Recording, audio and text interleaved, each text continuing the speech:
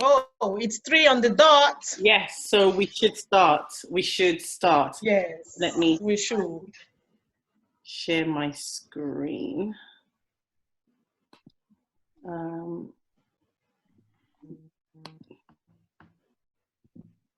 I saw this coming. That's not really what we want. Okay, right. So we can all see my screen, I'm guessing. Yes, we can. That's fantastic. Over to you, John. Over to you. Okay, welcome everybody. I hope we're going to have a very enjoyable and educational time, learn a little bit, share a little bit. Allow me to introduce from, in no particular order. Well, first of all, myself, my name is John Flynn. You can call me Sean. The Nigerians can call me many, many things. Ayo, Priye, Emeka, Adisa, depending on where I am. The Yoruba also call me Babu Enigba.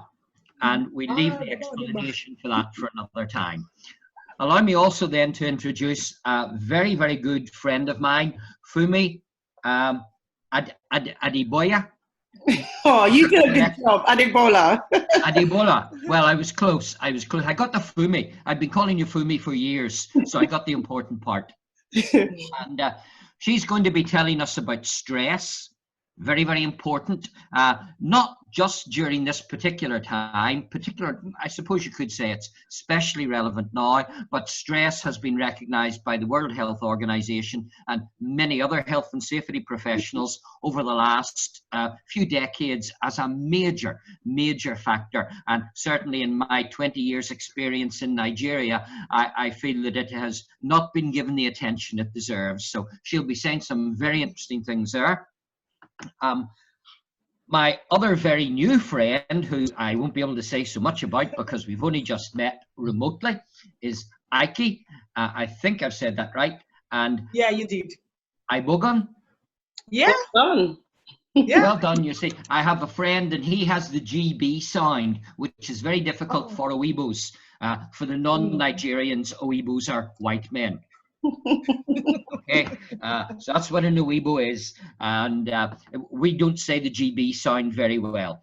So Ike works for a company called Safe Schools. She's, I think you're the director or the CEO or owner. The founder, yes. Owner, founder, director, CEO, whatever. The big Oga, as we say in Nigeria, the big Oga. And she's going to be talking about something staying relevant in the workforce. There's lots of changes going on anyway. We live in a world changing very fast. And at the minute, circumstances have upset things tremendously. Will we go back to being the same? In many places we will. In many places there will be sometimes subtle, sometimes not so subtle changes. And perhaps she's going to be talking to us about some of that. I haven't seen her presentation, so I'm particularly interested to looking forward to that. So I think at this point, I suspect you're kicking off, Funmi. I am, yes. Thank you very much, John, for a great introduction, and we hope to see you soon. Thank you so much. Yes. Thank you. Right. Once again, I want to say a very big thank you to everyone who's just joined us. We're really grateful for the opportunity to share knowledge, to rub minds with you here on this platform. It is something that we're going to be doing every Friday, so you can be rest assured that more topics will come from this that you can all benefit from. And again, it's important to note that it's for everyone. It's not just for health and safety professionals. Health and safety cuts across all professions. So it's important to note that in one way or another, in your profession, this or whatever we share would be applicable to you guys.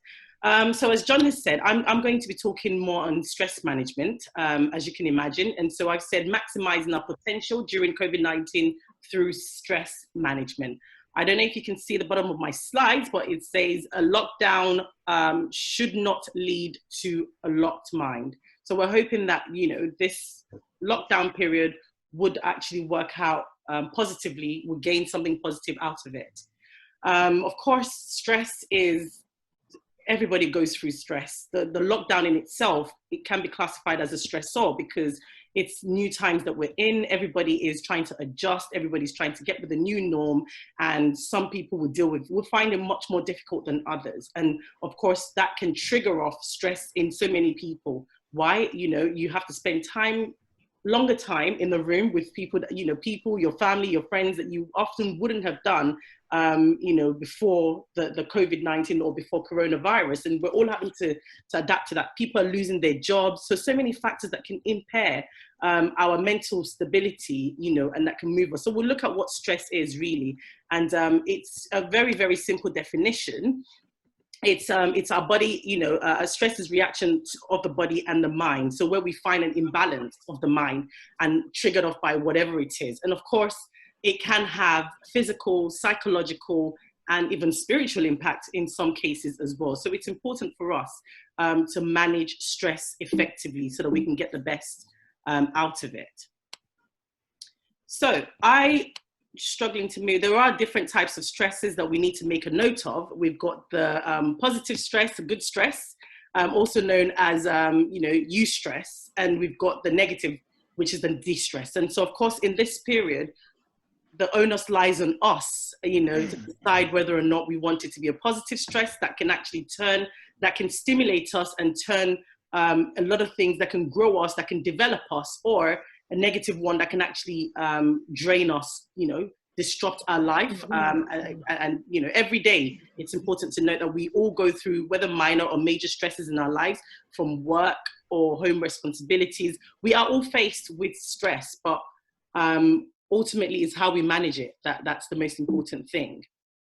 So my objective here today really is to help us channel our stress into positive energy that can, produce positive outcomes. Okay. So like I've said, individuals react differently to situations, stressful situation, primarily one being the lockdown that we're in at the moment. So of course, that's identifying the stressor. That is the primary stressor. We're all social animals. And so we're generally designed to, to be outside and not be stuck in the room or to be caged in. So of course, just the mere fact that we're stuck in a room, that is a stressor in itself. And so, of course, our perception of the situation would determine the response that we give. So once again, primarily, it all depends on us, on how we make the lockdown work for us. I mean, we're going to hear Ike speak to us on, staying relevant in the workplace, staying relevant in general, because of course, many of us have commitments outside the workplace as well, whether it be church, whether it be, business. We need to ensure that we stay relevant. And of course, we can only do that with a stable state of mind. Okay, so if I were to throw it out there, can you think of the last time you were stressed? I can tell you I'm stressed at the moment. Everybody is stressed with the lockdown. And so, it's important to understand that, of course, personal factors can trigger this. Environmental, external factors can trigger this. And so how? I will be talking on 18 tips on how we can manage our stresses positively. So, but before we actually get to that, it's important to identify and to list some of these causes, because in health and safety, we talk about something called a root cause analysis. So before you treat things superficially or peripheral, it would always come back. So it's important to look at root causes. And so that's what we want to encourage here today, is to identify and then list some of these causes of stress in your personal life or even in your work life as well. Okay, so just a few things. I think it's important to note as well that we will share the slides for as many that would like the slides, for as many who wants the video recording. We will be actually giving out this tool after the webinar. So please don't worry if you miss anything along the line, we'll get the presentation to you. So like I was saying, there are personal sources, sources to personal stress, such as frustration, the failure to deal with daily demands. Sadly, some people have lost jobs. They can't, and they're the breadwinner. They can't put food on their table. They have to think about, how do I feed my family? How do we get lunch? How do we even get breakfast? So these are things that people have to deal with on a daily basis, and people may not necessarily be able to manage that. Conflict, you have spouses or relationship or partners that you're in a house with, and you would normally spend, because you're at work 7 to 8 hours a day, you would have spent another 2-4 hours on, commute and what have you. So ideally, you only spend maybe 2 hours if you're lucky with your partner that you live with. And all of a sudden, you're there 24 hours with that person. So there will be conflict. So of course, it's managing conflict as well. But conflict can trigger these personal, they can be sources rather to personal stress. Poor time management, not utilizing your time very well. Hence the reason why we said, this session is about maximizing your time that you have in the lockdown. We've got ample time, so we need to make sure we utilize it very well. I always tell my kids, I said, we've got 86,000 seconds in a day. Now, just equate that or use it for your local currency. You've got 86,000 naira, pounds, dollars, euros, whatever. You know, you've got that amount of money in a day. You want to be able to look back and say, actually, how have I spent that money? How have I invested? You know, so some people may not, like I said, if you've got poor management, time management, you haven't invested properly, the day goes by, the weeks goes by, the whole lockdown is over and done with, you have nothing to show for it, okay? So major life changes are also personal sources. External sources are, again, financial. You see financial come up. That's the major problem in homes, you know, in relationships where there's lack of money or lack of financial resources. It is a major trigger, okay? So you can note that down as well. One of the other things you can note down is even maybe death of a loved one as well. With the COVID-19, a lot of people have lost their family, they've lost their, you know, loved ones. These are actually sources to personal stress. Traumatic events, just like the COVID-19. And so once you identify those things, it's now for you to look at physical symptoms that you may be displaying, because at this point, what we're doing, how you can turn these negative stress, your negative stress into positive is to do a self-appraisal, to do a self-evaluation, and of course, look at the root cause and deal with it and prefer measures to correct some of these things. So some of the physical symptoms that you can actually look out for is fatigue, difficulty sleeping, loss of sexual drive for some people. You can imagine stuck at home. No, John's saying no, he's not lost that. Well, that's good to know, John. But you have relationships, you know, you've got your partner in the house with you 24 hours and you can't be affectionate. These are actually physical symptoms. You also have like cognitive symptoms, memory problems. You know, somebody tells you, your partner tells you something so vital today, and in less than 24 hours, you've forgotten. You know, so these are symptoms you need to look out for. Seeing only negatives in situations. You're never optimistic, always pessimistic, you know, constant worrying. These are signs. There are emotional signs as well that you can look out for. Anxiety is one. Like I said, pessimism is another thing where you're always negative. Irritable, you know, you find yourself irritable and being negative. Like I said, these are also emotional symptoms that you can look out for.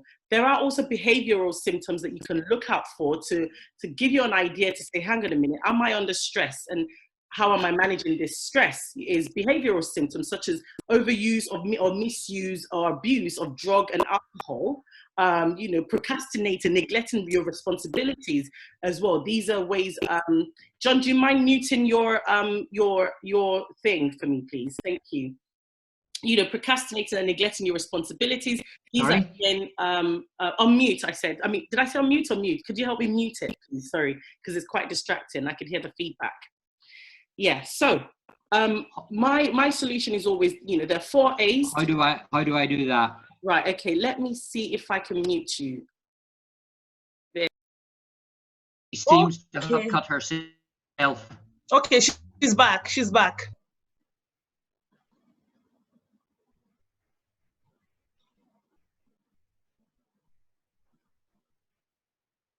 I don't see her yet.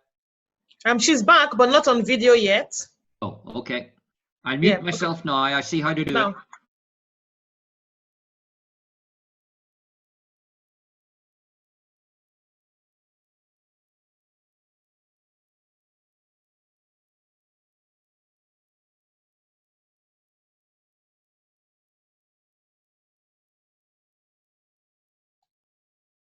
While we're waiting on Funmi, I've been looking down the participant list, and most seem to be Nigerian or at least West African.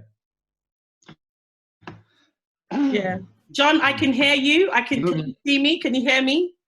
We can't see you. We can hear you. We can see you. Oh, good. So, John, that's fine. If you can't see me, that's fine. You know, so that we can carry on. Yes.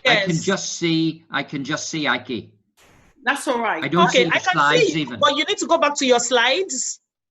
Yeah. And you're muted now. You're muted. Right. Oh my goodness. Sorry, guys. Apologies about this. This is obviously the first time we're doing this, so it's okay. You're logged in from another device, your Q&A. Okay, so can you see me? Or can you see my slides? I can see you and I can see the slides. I have lost Ike, but don't worry. You can continue. Okay, okay. So I'm here. We can see the slides. Okay, fantastic. Right, so I'm going to just carry on from where I left it, which is, one second.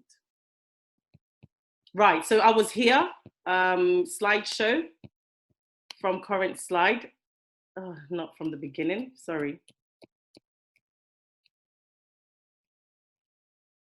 No. Okay, so I think I was here, is dealing with stress, okay?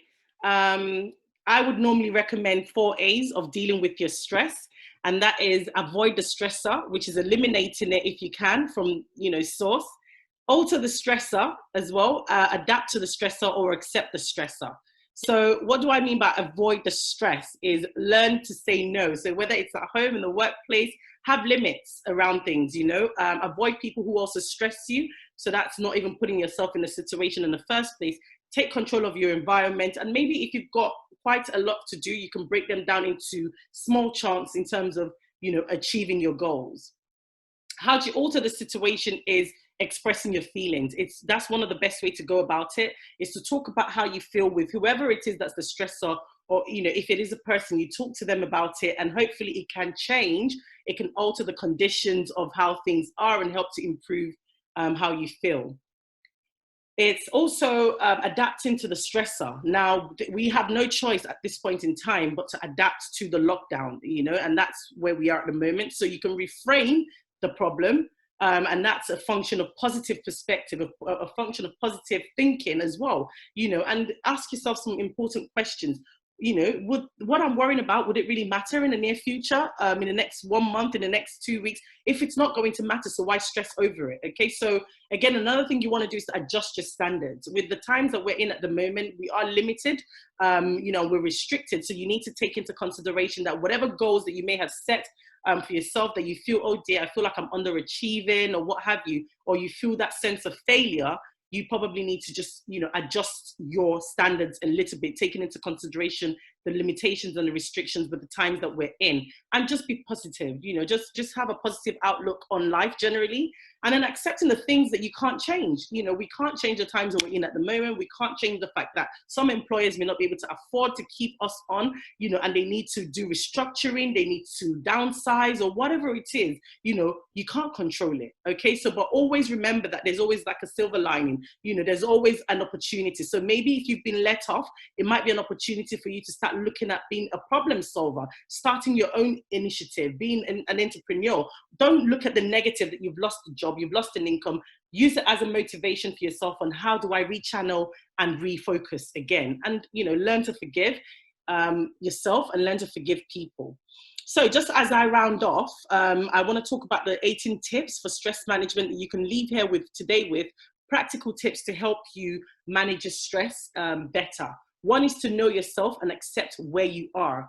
Okay, so I think we all know what times we're in at the moment, where we are and everything, and also look at what skills do you have within yourself that you can make work for you. What skills, or how can I add value to myself, or what talent do I have at the moment that can make provision for me, that can help me adjust to the times that we're in. There's a popular saying here from Tish Henderson, who says, once said, if you think that you are too small to make a difference, you haven't been in bed with a mosquito. So of course, everybody has something to give. No matter how small it is, you have something to give. Okay, so identify the sources of your stress is another key way of managing your stress.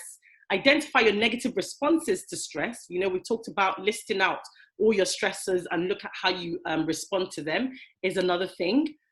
Speak or seek solutions, to the problem. Don't keep quiet. Particularly, I find out that, especially we Africans and the men, when you look at the statistics of mental issues, even in the United Kingdom as well, men don't tend to talk. There's this facade of they've got to be masculine, they've got to keep it on lock, please seek solutions. If you have challenges that you're dealing with. Seek support.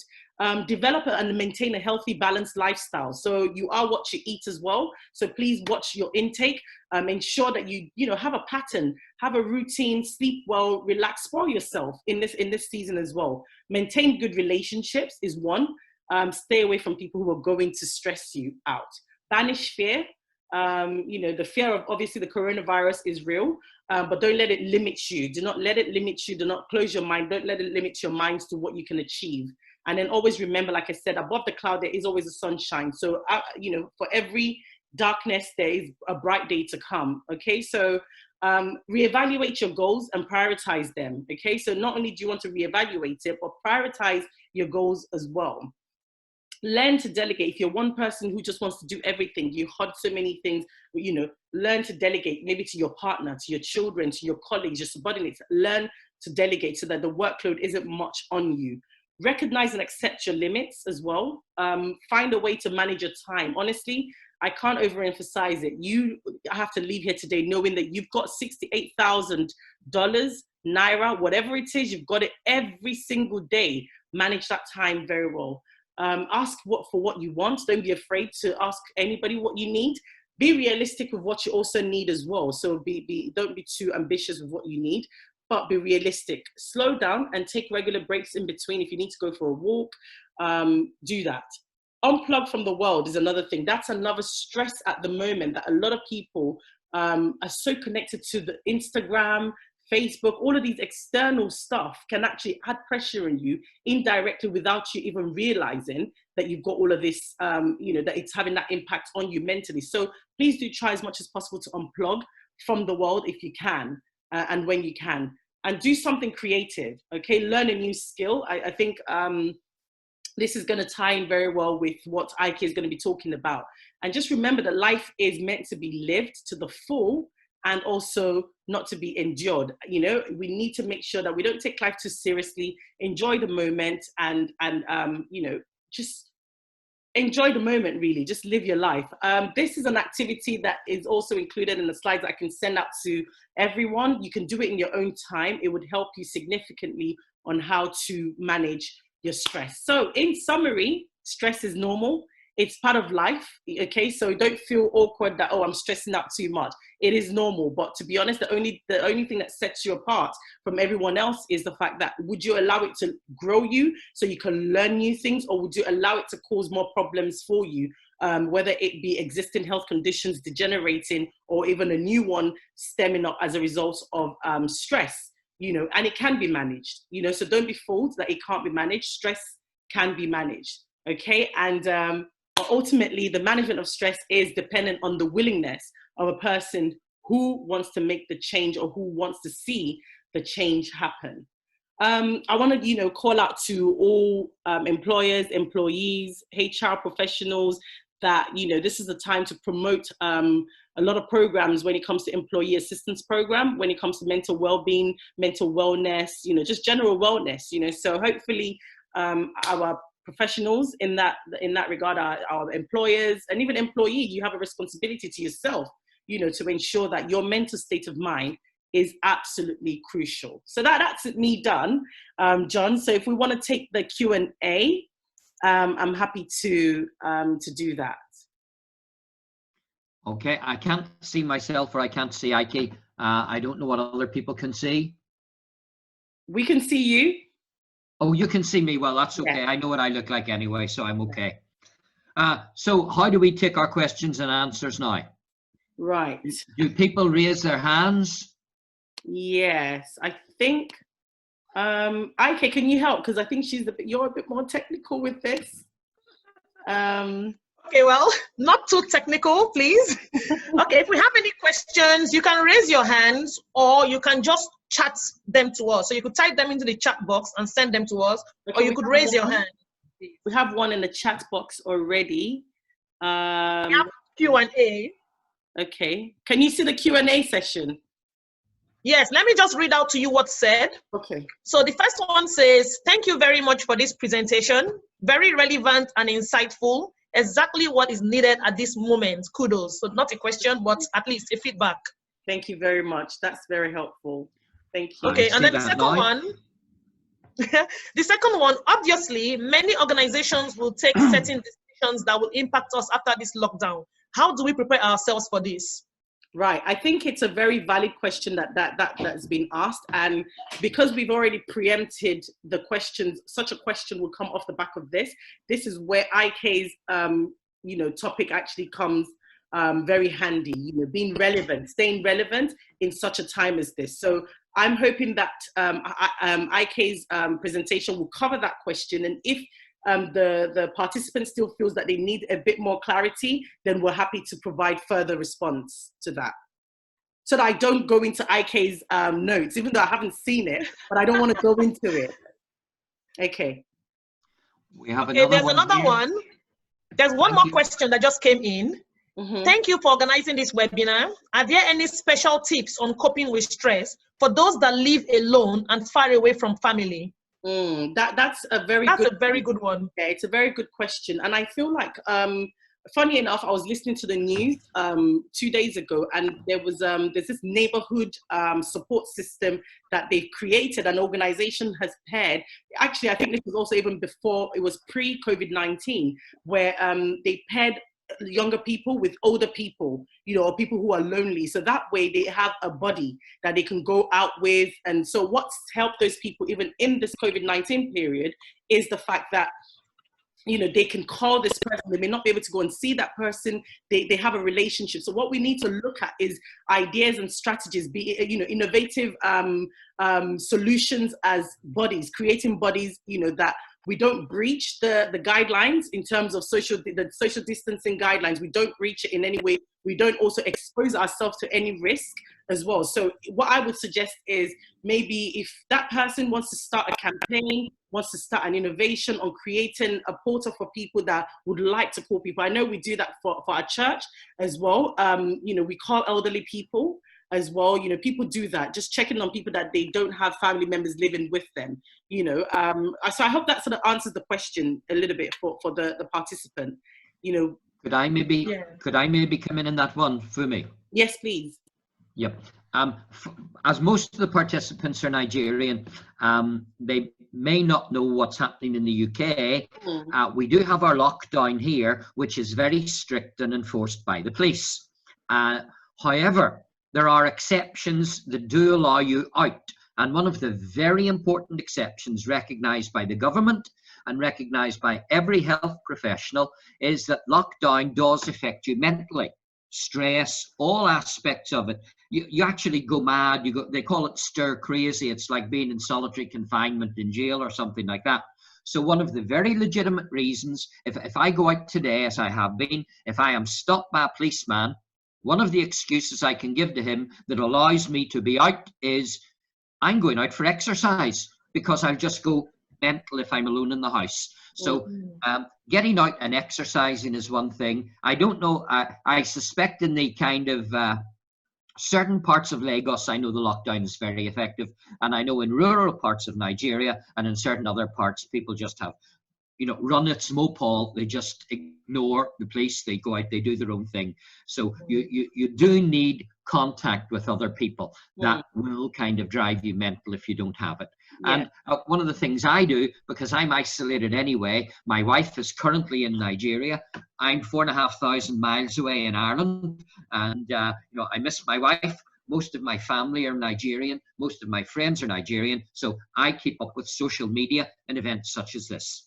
So that will be very good. Exactly. I mean, just off the back of that as well, I think someone's just asked, we that are not used to sitting down at home most of the time, is there any activity that we can engage ourselves in? Thanks.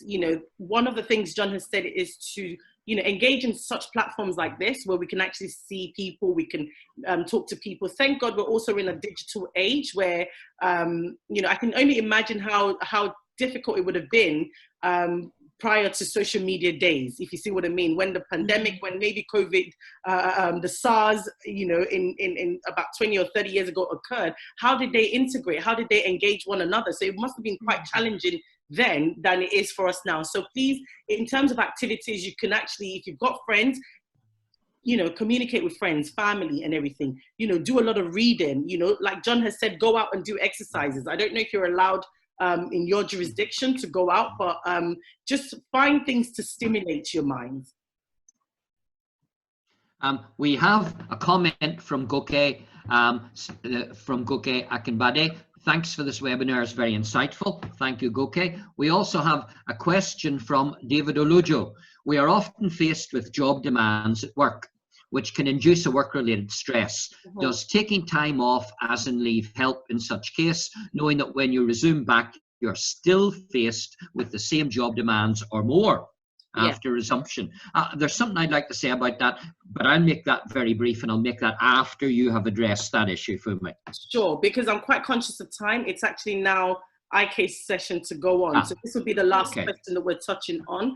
Like I said, I don't do Nigerian time. So if we've said 2 to 3 or 3 to 4, it should be 3 to 4. And we just try and keep to that. So to answer that question, I think the first thing first is to communicate with your supervisor or your manager, to engage that manager to say, look, the workload is a little bit too much for me, because he's right. If he takes time off work, the work isn't going to disappear. It's not going to evaporate. It's only going to actually be compounded the more for when he returns. But if you do find yourself, and that's why I've talked about, you know, HR, engaging even managers, putting together employee, you know, assistance program in place, and such an activity can fit under that. If your HR knows that, you know what, people tend to be stressed out due to the workload, it might just be you need to have an arrangement with your supervisor. Even if you're working from, I mean, if you're taking time off work, you can actually work from home. Maybe not necessarily take time off work. You can say maybe 1 day a week you want to work from home, and so just being in a different environment can actually help as well.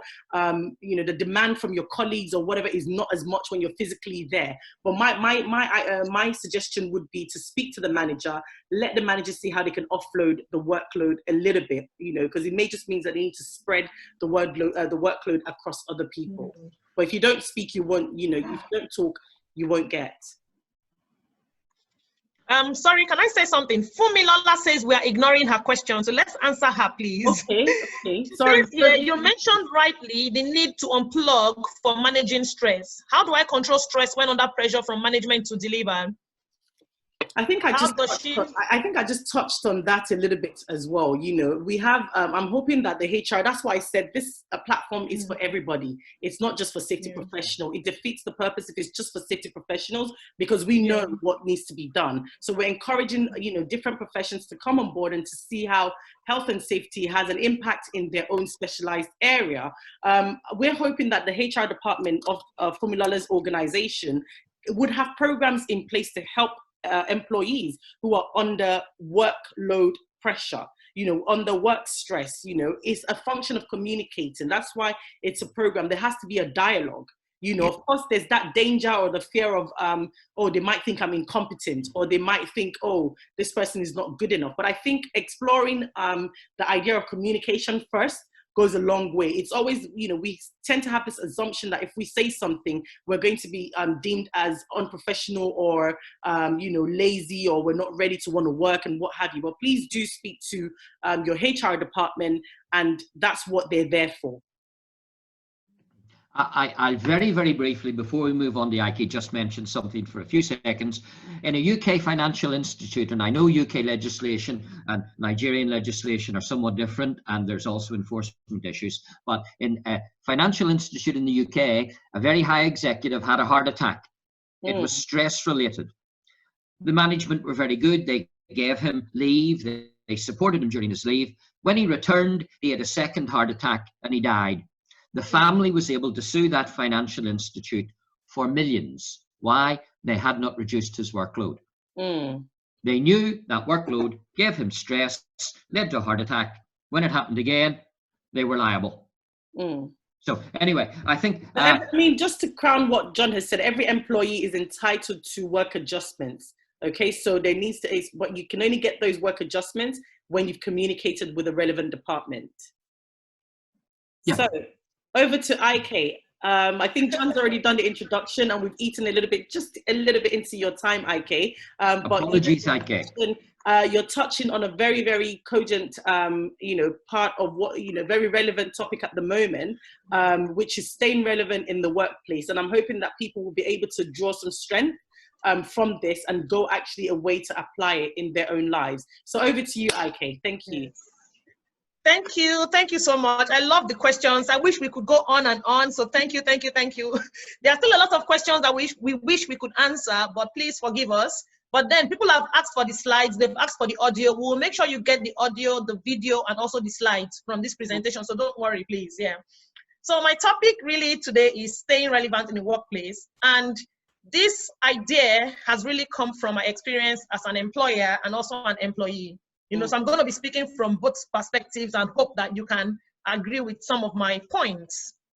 Okay, so my outline really will be looking at your need as an employee and what can influence that need, your work and your performance. We will look at what matters to you as an employee. We'll look at tapping into your existing skills and your experiences. And also, I have nine ways you can make your employer see value in you. Okay, and of course, as employees, I know that some of us are probably not at work anymore. Some of us have lost our jobs, we have been made redundant. So it depends on your situation right now. You could be at work and this tip could be helping you get better. And you could be maybe now searching and this would help you in your search. You know, so as we go along, I will explain, you know, point by point, yeah? But for me as an employee, these are the three things that I look out for. And I believe that most employees, this is what they need or want. You know, so the first one is when you are in a job, you want to make positive and unique contribution. You want to stand out. You want to impress your boss. You want to make sure that your work is being seen as valuable. And then, of course, you want to be part of something meaningful. So you don't want to work for just any kind of organization. You know, you want to love your employer. You want to love the job that you do. Because the truth is, we spend the most productive parts of our day at work. So we need to love what we are doing. If not, it comes back to all the stress, all the lack of motivation and all that, you know. And of course, you want to be supported to be the best that you can be. And you need an employer that supports you. You know, so you could be in a role right now where you don't feel supported. Like some of you have mentioned, you know, stress and stuff from your management. I understand that you might be in that role right now, but of course, looking at future roles that you will take, you want to actually be in an organization that supports you. And right from the interview, you can tell. Right from your interview, you can tell if this is an employer you will be happy with. You know, I remember a job that I had. When I went for the interview, I knew it was the wrong job for me. My interviewer was so rude and kept shutting me up and wouldn't let me explain stuff, you know, and I just thought, is this the guy I'm going to be reporting to?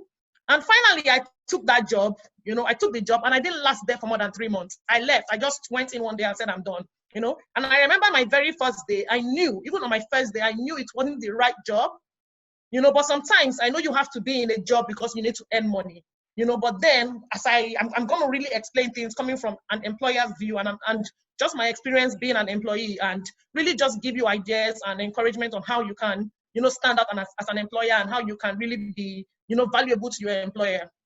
Okay, so but then looking at all those needs that you want, stress, lack of motivation, limiting yourself, sometimes you don't believe enough in yourself. You know, I remember telling someone that I head the health and safety department where I work, and it was like, oh, wow, for an African.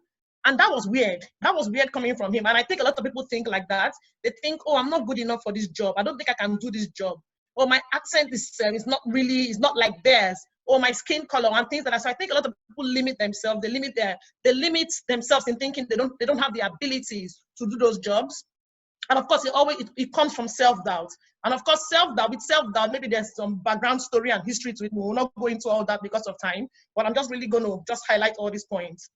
And then sometimes we disregard the small things. For example, and what I mean by this is sometimes we have, when we look back at our first experiences or we look back at previous jobs that we've done, we tend to disregard that and think it's not important. But I'm telling you that jobs that I did when I was at uni, jobs that were not, you know, considered posh, you know, those jobs, I look back, I'm able to use the skills that I used 10 years ago, 10, 15 years ago. I'm able to tap into those skills and use in my existing role. I'm able to tap into those experiences when I go for interviews. And I'm, you know, because when you go for interviews, it's really about you expressing yourself and proving that you can do this job. You know, sometimes they ask you a question, for example, oh, are you able to carry out a risk assessment? Some people will just say, yes, I can. And you saying, yes, I can, is not evidence that you can do the job. But if you say, oh, yes, I've done it before in my previous role, and then you go step by step and you're explaining, they can see that you really know how to do it, you know? So it's important to tap into the previous skills, existing skills that you have and not disregard them, no matter how small they are. You know, For example, again, I started Safe Schools it's just over 4 years ago. And I used my experience in Nigeria. I used the experience running Safe Schools. I use it in my present job, and it's outstanding. So I don't disregard all those experiences, even if that experience was in Nigeria, even if that experience was in schools. Right now, I work in hospitality, and I use those experiences. I use my whole life experience to improve my work. Then sometimes, of course, you don't have the essential skills, and it's really about you trying to improve yourself. Like with this period that we're at home right now, of course, this is a time that you can actually improve yourself. And I think Funmi or even John mentioned something about, coming on webinars like this, going on courses. I see people on LinkedIn, they've been doing a lot of courses, and I've been seeing their certificates, so you can keep improving yourself. Know the skills that you need. And the truth is, you don't have to limit the skills to your existing role. For me, I'm very tech savvy. A lot of things that I do with technology, you will wonder and you'll be like, you shouldn't be in safety, you should be in IT. So it's not for you to now stick to just that skill or just that job. You can actually go out there and explore other skills that can be meaningful to you. And I will explain how. And then sometimes you don't understand your employer's vision or what your employer needs from the job, yeah? So, but then do you really take time to understand what matters to your employer and the business? Again, I'll use my example as an employer. I've employed people to work in Safe Schools. And of course, when we employ, I always make sure we have an induction. So we have an induction. I take you through the company, our vision, our goals, what we are trying to achieve. I take you through everything. I take you through all our products, our services, how we provide them. While I still have people who don't understand or who cannot accept that vision. I still have people who will want to do things their own way, who are not doing things in line with the business objectives or in line with the business goals. So I have people who are coming in with their own ideas and trying to change things. So you really need to understand what matters to your employer and your business. And if you're complaining that your management is stressing you, your management gives you too much, maybe you are not meeting targets, or maybe you are not doing things the way that they expect. So you have to review. And of course, it all, I know that sometimes some things matter to you, and you're like, oh, this is what I want for my career, this is what I want for my life. But the truth is, when you're working for a company, when you're working for an employer, it's about the company, And the good thing is that you can choose to work for an employer that actually can accommodate your vision. For example, again, I've done school safety for a very long time, but I've worked in architecture, and right now I work in hospitality. And I had a certain vision for what I wanted. I knew what I wanted to do because I've been so much into school safety. This is what I do. I have so much experience with this, and I just thought I should continue in that line. But I found myself in the last 1 year, I found myself in the hospitality sector. And that has changed you. It has changed even the things that I say I want to do, because I understand that, okay, this is very interesting. This is fast paced. I'm learning things that I never thought was, that I never ever imagined. So it's very, very important for us to be flexible. You have your own vision, you have your own goals, but the truth is you can actually blend them. For example, in my company, I have training, I have a fund for my professional development. I'm not going to be selfish and then go ahead and do things that concern just me. I'm going ahead to do things that will impact me and also impact the business. So at the end of the day, you have to be thinking of the business. And I know you will say, oh, she's talking on and on about the employers. I know it's about the employees, but the truth is when you're working somewhere, they have objectives, they have a vision, they have a goal. They are paying you to help them achieve those goals. So it's very, very important that, yes, you come with your vision, but can you find ways to accommodate it? Can you find ways for there to be a sync? Okay? So the truth is, everyone has got talents outside of their usual profession. For me, I'm very techie. I do so many things you will not believe. I do so many things that are not safety. And today, I use all those skills to improve my job. For example, if I wanted to show my staff how to do something, I would just go on my laptop, go on my screen, I will record the screen, I will demonstrate, and I'll send them the video. I don't wait for anybody. So you could do that in your workplace. If you needed to explain something, you don't wait for IT and whatever. You could learn these skills. These skills are so basic. They are very, very basic skills that you could learn to, help you improve your job. And of course, whatever your skills are, the truth is they matter. No matter how small they are, they matter. You just need to find ways that you can use them to enhance your work performance. And I'll give you some examples. If you like speaking or you are skilled at speaking, at this time where people are at home, everyone is stressed, everyone is thinking, oh, what next? Because the truth is, many of us still have our jobs, but 3 months down the line, if the world is still on lockdown, there's the possibility that we could actually lose our jobs. So you are skilled at speaking, for example. You could host talks like this for your employees. You could maybe do webinars. You could bring someone like John that is very experienced, that is recognized in the industry, that is respected. You could have, yeah, you could have like a talk or a webinar with him, with your employees. So the truth is you have to think outside the box and you have to do a bit of extra. I think sometimes we think that we have to be very, very prepared for stuff. We don't have to be. It's going out there and just doing it. You know, and even when you do, for example, you maybe record a video, maybe for work. The truth is, it doesn't have to be perfect. You can edit, you can decide not to edit, you can send it as it's information. You have to be seen as relevant, you have to be seen as someone that can make great impact in the business. And sometimes you don't need to be told to do these things. Sometimes you just need to go ahead. But make sure that when you're doing all these things, they're in line with the vision of the company. Another one is, if you're great at writing, you'll get the slides. So I'm not going to waste time going over these. But of course, you could create something, create a resource during this period to share. You know, and this is something I'm just going to show you quickly. This is something that I do by myself. I don't pay any graphic designer to do this. This is something we do in Safe Schools every month that we share, and I don't pay any graphic designer to do it.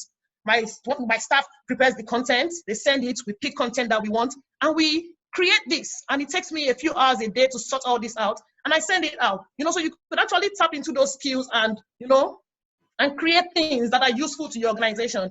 For me, when this COVID-19 started, what I did, nobody had to tell me. As the health and safety person, they were all relying on me, so I knew I needed to provide the information. If you agree with me, there's a lot of wrong information out there, a lot of, you know, crazy suggestions out there. So I knew I needed to provide information for the employees. And what I did was to record a video. We had a videographer then. I recorded a video with the guy, and it was really telling people about the symptoms, being very, very specific and very, you know, just providing that very basic information, washing hands, sanitizing and things like that. I did that video. I did a guidance document, you know, and of course, as a company, you have to come up with your own policies. You know, I did that. And then I also knew that a lot of people would not read what I had done. So I did a one page and I designed it nicely, sent it, and people started printing it and pinning it up. You know, and of course, it was done by health and safety. You know, so that made me look like a superstar. Nobody asked me to do it, but I knew I needed to do it. That made me look like a superstar. And I get a lot of good feedback. Oh, you're so this, you're so that. And I'm like, yeah, you know, and that is because I know the value I can bring to that business. You know, as an employer, I want people that will work for me and add value to my business. So I also put on that cap. When I go and work for someone, I'm thinking I need to give this person value. I need to make sure I don't mess with this person's business. You know, so if your employer knows that you care about the business, they know that you are concerned about the business, then of course they would see that, they would know that you can add value to that business. And of course, if you are tech savvy, for example, a lot of times we do with paper trails. This director has to sign.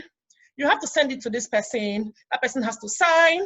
They have to print it off. They have to sign. They have to scan. They have to send it to the next person, and that goes on and on and on. And sometimes you could wait weeks just to get that document sorted. But you know, you could actually change that. Make sure you kill paper trails and make sure that you find a seamless and streamlined way that it can be done with technology. In an hour or two, that document should be ready, rather than you going from place to place. So you need to find ways to streamline and make things seamless, because the truth is time is money, time is precious to your employer. So if you're helping them save time, you're producing results, that's going to be very, very valuable to them. You know, so at the end of the day, it's tapping into your skills, tapping into your existing skills. Please don't disregard any of it. No matter how small you think that skill is, don't disregard. You know, I'm so glad that I'm so grateful for all my previous experiences, small, big, they all come back. They all, you know, I all find them very useful even till today. Okay, so of course, these are I've written out 9 ways that you can make your employer see value in you. I need to just make sure I'm on time. Okay, oh, time is gone. Okay, so your skills, new, existing, or even upcoming, they can be used to improve your business. Yeah, so, and of course, I need you to focus on tasks that affect company's bottom line. That's the company's finances. You cannot just involve yourself in tasks that are meaningless, tasks that have meaning to you only. You know, they could have meaning to you, but they need to have meaning to the business. They have to affect the business overall. For example, you could have I'm going to use a health and safety example because I'm a health and safety person. But of course, think about the problems in your business. Think about a problem that you know you can help solve. Something about accidents, for example. If I'm able to start an initiative where I can reduce accidents, I know that the claims will go down. I know that when we have to renew our insurance premium, I know it's going to be lower, and I know it's going to help our reputation as a business. So for me, I will be pushing and I will have that initiative. So you need to think about things that will affect the business positively. You know, you might not be able to bring in cash, you might not be able to do sales, but you need to do things that will affect the business positively. And I've given you a very perfect example here. Time is money. Use your time wisely, especially when you're using your unique skills. Don't waste time. And of course, understand your business goals, help your employer. And you need to help him. You need to help him by showing that you're able to do these things, you know. And one perfect example here is for you to innovate confidently. You need to make sure that there's evidence to back up the things that you say you want to do. You want to introduce this new initiative. You want to try this new thing. Employers love new things. They love technology. They love that things are getting better and quicker and faster. But you need to make sure that you're providing evidence to say it's been done before. Look at the result that we found, or look at the experience I've had, and I know that we can replicate it here. So they love to see evidence. Don't just come and say, let's do this. If your plan and your vision is not in line with the vision of the company, it's going to be discarded. And some people get offended when their employers don't, dance to their tune. They're not dancing to your tune because what you're doing is not in line with what they want as a business. And there's this very popular saying I like to say. I read it from a book. And the saying is that you cannot change how your employer thinks, or you can change how he sees you. You can change how his perception of you. And that is really by many of the things that I've shared today. And then, of course, you have to be analytical. You analyze things, but you have to be practical and realistic. And I think some professions, they are not really realistic. They tend to, I don't know if they live in a la land, but you have to be realistic. You have to see what's happening, in front of you. Be very, very practical. Understand. Some people just listen because they want to respond. Listen and then understand what is being said. When I go, okay, it's telling me my connection is unstable, so forgive me. I hope it doesn't go off. So sometimes when I go in to meet my boss, I'm always with a notepad. I don't want to forget or make a mistake and say, oh, what was he saying? What did he say? Because the truth is, as adults, I don't know if you agree with me, sometimes we forget things. We've just said something with someone and we're thinking, oh, what did he say? What did he say? So when I go into a meeting with my boss, I like to go with a notepad and I write because I don't want to forget. And sometimes I will remind him, remember you said this because it's in my notepad. And I do that with my team. You cannot come to me, we're having a meeting and you come without a notepad. It cannot happen. Or maybe we are having a virtual meeting, because I do a lot of virtual meetings with them because of the distance between us. We do a lot of virtual meetings and I'm like, are you writing? Do you have a notepad? And things like that. So it's very, very important for us to listen because we want to understand, not because we want to respond. And sometimes my boss will say, you are quiet. I'll say, yes, I know, I'm taking notes because I'm trying to make sure I don't forget. And, so it's very, very important. And then I will say here, if it's not broken, don't fix it. It's a very, very popular saying. You don't have to change everything. Some people think that when they take on this new role or when they're in a company, they have to overhaul things. You don't have to. You can improve processes, but you don't have to change it completely. It wastes time. And your employer doesn't want his time to be wasted. And one thing I would say is God is in the detail. Be very, very thorough. That's what it means. Be very thorough in your approach. For me, I always say, if you send me a report, make sure I don't have questions. I don't want your report to give me more questions. I want to make sure I look at your report, and before I even ask a question, the answer is right there staring at me. So the people, be very, very thorough. If you do all these things, I'm telling you that your employer will see value in you. Your management will not frustrate you. They would not stress you out. I believe strongly in this because I'm an employer, and many of these things I think and do, and that's the way I work. I've never written a report to my boss and he will come back with questions. He's always great, excellent, or whatever. He has never come back to ask me further questions. And that is really me putting on the employer cap and thinking, I don't like questions. I don't want people to look at my report and doubt me. So that is that. But if there's anything else you would like to add, please leave a comment. Yeah. And then of course I have an event, but I'm going to jump that. You will see that in my slide. And then thank you. I don't have much time. Thank you very, very much. And of course, questions, anything. Yep. I'm just going to leave it on my slide. So this is my event. You can register. Funmi is going to be speaking there and a few other speakers. So you can register. It's going to be online in June. So there's still time. We will send you information. But thank you very much. We will go to questions now. Thank you. Amazing, amazing, amazing. Thank you, Ike, for that. That was rush time. Yes, so that was exactly 20 minutes. Yeah, well, you did well. You did well because, we don't tend to see how time goes by so quick, especially when you're having fun and you're saying something that resonates very well with people. So we want to use this opportunity for people to ask questions. I don't know, I seem to have a different screen on my side. So I don't know if there's any questions in the chat boxes that you guys, either you or John, can see on your end. If there are any questions in chat boxes, can we encourage people to ask the questions, and then so we can answer questions? Someone has said here, hi Ike, I don't think everyone will be top-notch in delivering. Of course, not everyone. It's a work in progress. I didn't start off like this. And I think where I got this from was really when I became an employer. And people will come for an interview and I'll be coaching them on their interview, on their CV. I'll be like, man, this is your CV. And you are here for an interview, but I used to really get really sad looking at CVs. You know, it was really me. I think it was really my frustrations at being an employer and seeing all this. And that's where I learned from. So people could learn from their experiences. And that's why I said, don't disregard anyone. Think about all the experiences that you have. I remember my staff came up with this new concept, and she was like, oh, can I put it in my CV? And I said, what will you say you gained working for me? Put it in there. People forget all those things. They tend to forget all the little things that they don't. They matter. These things matter. Those little things that we can instinct, and they matter. So it's a work in progress. Nobody's going to be perfect. It's really about working on yourself, sitting back, ask yourself questions. And it's just like, for me, I used to be very bam, you know, but I had to tell myself, especially when I started getting into leadership role, I had to tell myself, you cannot just respond to everything. So sometimes I keep quiet, I take my time, and when I'm ready to respond, I actually respond logically rather than sending back fight and then we start having this thing. So sometimes I just keep quiet and I'm like, especially when I'm at work. You know, there are some people that upset you at work, you're like, and you control yourself, you know. And somebody says, can I get a mentorship in graphics design with smartphone? Oh my goodness. That's talk for that day. That's talk for another day. That's not part of this program, you know. Yes. But I use the app called Canva, so you can check it out, yeah? You can check out that app. But let me go into the questions here. Okay. I don't know if it's previous questions. Let me see. When was this? I think I don't have that. Thank you for this platform to get the slides. Yes, you will. How do you manage an employer that like to juggle about 3 or 4 ideas at the same time? You are expected to contribute to all the ideas. It can be overwhelming. For me, the truth is you usually have 3 or 4 ideas. Like right now, I have like 3 or 4 projects going, but I time myself and I schedule. If I show you my work calendar right now, I know exactly what I said I was going to focus on today. So all the other projects and tasks, they are sitting there. You can't do everything at the same time. So you have to really prioritize. Okay, every Monday, I'm going to focus on this. Every Tuesday, I'm going to focus on this. Or by evening time, when office is quiet, like for me, I deal with a lot of insurance claims at work. So by evening, around 4, when things are not quiet, that's when you now see me dealing with the claims. Because by daytime, I don't want to be overwhelmed by all these insurance claims coming in. So by evening time, when it's about 4, 4:30, everything is cooling down. Then I start. About an hour, I'm done.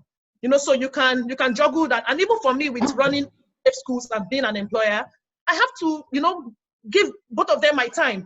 And because my employer is paying me, and make sure that Monday to Friday I'm not messing up, and make sure I'm giving him my time. Then weekends, I don't have weekends for myself, because weekends I'm thinking, oh, safe schools. And thankfully I have a small team that manages things. So you can actually schedule things and don't do everything at once. You can't do everything at once and get results. It's all about time management. Quite right. And this one says, thank you very much for this, really helpful. How can I add value? Yes. And this one says, how can I add value as an officer when my superior are not really about that life?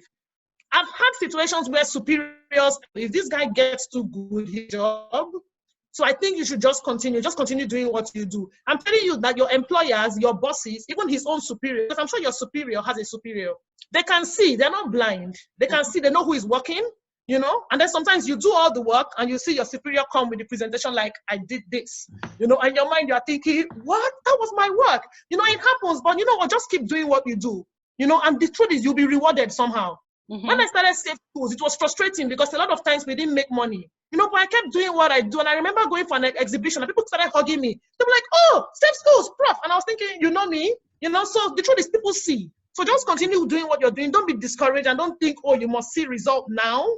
Unfortunately, we have a minute left. We have a minute left. So what we're going to try and do we have a minute left. Yeah, unfortunately, we need to finish. Somebody says, okay.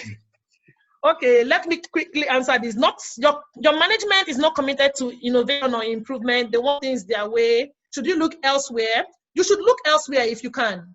For me, my present job, from the stage of interview, I knew they were the right people. Even from inviting me, I was even telling my husband, I was like, man, these people are very techy. I love tech. But some of them will call you, what dates do you want? What time? I don't like such. I know that, oh, these people are old school. So you can tell, and those kind of people that call me to give me interview time by phone, they are not good for me. They're not good enough for me. But by the time you send me a link, click here to book your date. You book your date at your time, at your convenience. You book your time you already know, oh, this is a good company. You go for the interview, everything is so techy, and they're asking you questions related to tech. So it's really, you will know. So you can look elsewhere, but of course, everybody needs to be in a job. They need to be earning money. So while you are earning money right now, you can actually look elsewhere where you feel that your value and your innovative ideas can be appreciated. Because the truth is, not every employer will appreciate it, and that's why you see a lot of companies die, especially in this COVID-19 time. You can see a lot of people they don't know what to do. They've never been online. And for me, safe schools have always been online. Safe schools have been online for years. So it was easy to just continue doing what we were doing. But some people have just stopped totally, So it's very, very important for you to, for you to work for the right person. And I said that earlier, you need to work for the right person. Okay. What if the organization does not appreciate your value? Well, just keep doing what you're doing and look for the right job. But thank you guys. Thank you so much. I really love all of you. I love that you guys came on. I think we need to just appreciate every single one that has registered, all the attendees. We want to say a very big thank you for taking your time out. Again, it's an hour that we hope that you've invested wisely, and of course will speak, and turn into fruition for you in different areas of your life, and that's what we hope. Just a quick reminder again that it's a weekly program, so please keep an eye out for subsequent promotions that's going to be coming out. We're going to be having different topics, different speakers who will come on, and you can be rest assured that it will always be an hour that you have wisely invested. Once again, John would like to say a big thank you for moderating.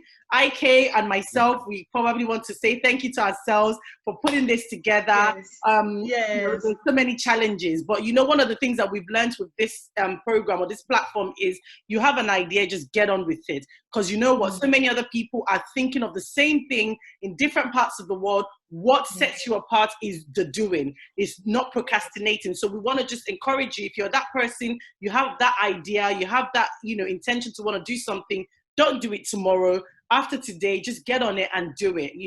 I'm glad that we've been able to join hands together to bring solutions to people, and I am really looking forward to the journey ahead of us. Thank you once again, everyone, and have a pleasant Friday evening. Thank you, guys. See you. Thank you, guys. Thank you for all the comments. Thank you. Yes, exactly. Bye. Dabo. KOD.